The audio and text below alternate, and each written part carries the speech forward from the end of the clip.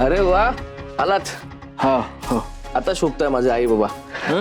एक विचारायचा होता. आता काय आहे? आणखीन पाहुणे लागतील ना लग्नाला? ते म्हणजे आपण तिघे एवढा मोठा कार्यक्रम कसं वाटेल? आणखीन नातेवाईक सोबत असतील तर बरं वाटेल नाही का? ए बाबा, लग्न घरी आहे आणि थोडक्यात आहे, थोडक्यात कळतं का तुला? आणखी नातेवाईक पाहिजे.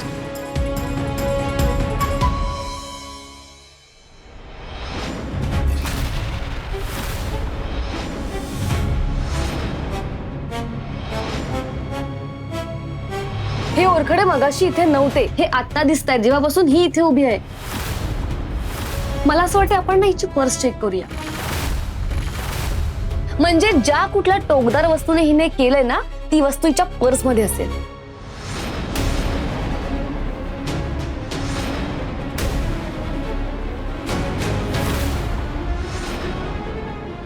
वहिनी, तुला आश्रमात जायचंय का? आश्रमात जाऊन आले मी, पैसे दिले, काम सुद्धा झालं.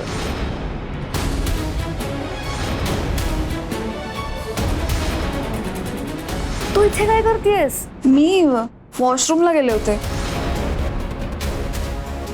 साकेतची बायको आहे मी. तुम्ही कोण आहात? मी बाई आजीची सावली आहे.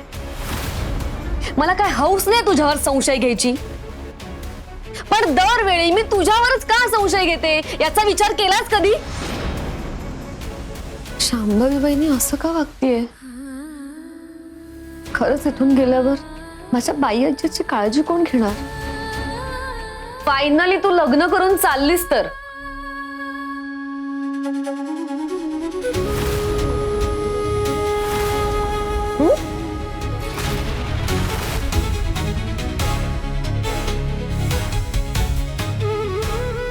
हो, आईसाठी मला हा निर्णय घ्यावा लागला. आईसाठी? अगं आईसाठी हा तर फक्त बहाणा आहे. खरं तर तू तुझी जबाबदारी सोडून जातीयस. तुझ्या बाई आजीला सोडून जातीयस. तू तिला दिलेलं वचन मोडून जातीयस.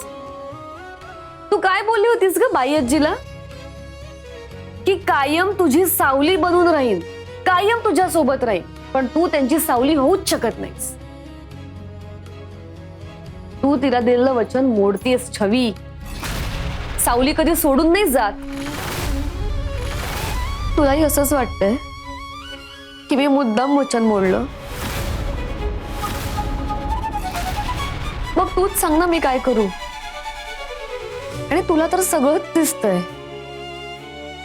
आई ऐकून घ्यायला तयार नाहीये.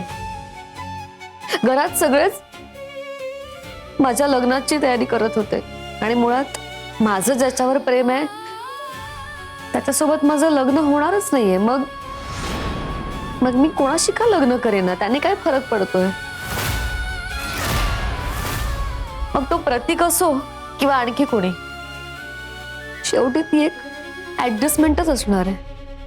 म्हणून तू सगळं शांभवी बहिणीच्या हाती सोपवून जाणार आहेस का? जी बाई आजी तुझा जीव की प्राण आहे तिला तू सोडून जाणार आहेस?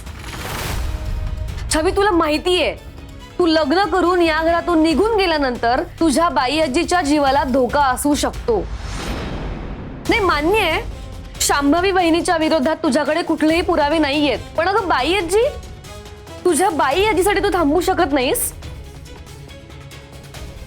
छवी, स्वतःवर विश्वास असेल ना तर अजूनही विचार कर. बाई आजीसाठी विचार कर. छवी, ताबडतोब त्या प्रतीकला फोन लाव, त्याला इथे बोलावून घे आणि त्याला सांगून टाक की तुला हे लग्न करायचं नाहीये म्हणून.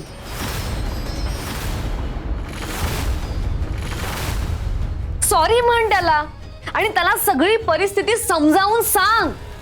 छवी, तू आतापर्यंत कुठलाही निर्णय घेताना काही विचार केला नाहीयेस, मग आजच काय इतका विचार करतेयस?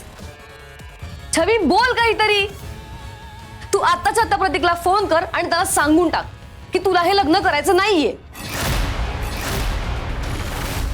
छवी, फोन कर आणि सांगून टाक त्या प्रतीकला. फोन कर छवी, फोन